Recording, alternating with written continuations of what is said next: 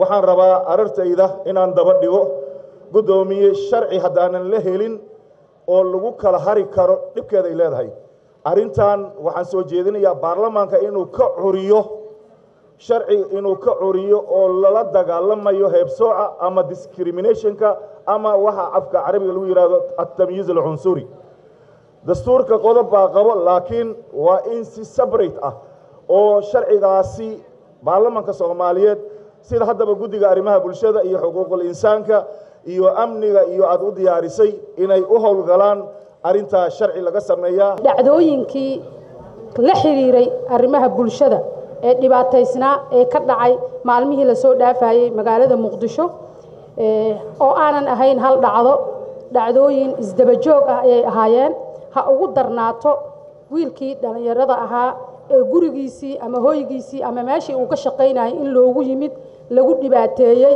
lagu gubay si arxan darro ah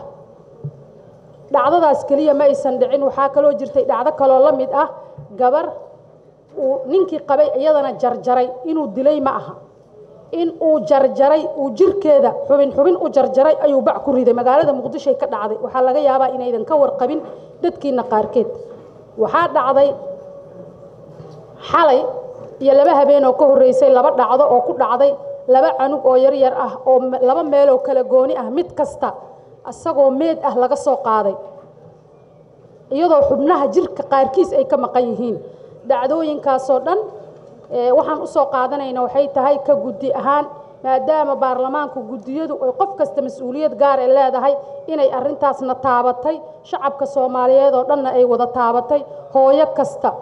iyo qof kasto guriga Soomaaliyeed ku jirana dhacdadaas ay taabatay waxaan rabnaa mudana gudoomiye guddiga arrimaha bulshada kaliya ma aha waxaan inay ka shaqeeyaan dhibaatada dhacday waa dhibaato shacabkii Soomaaliyeed oo dhan gelisay argagax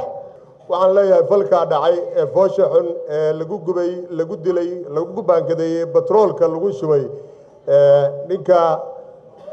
marxuumka ah ee geeriyooday waxa ay gilgishay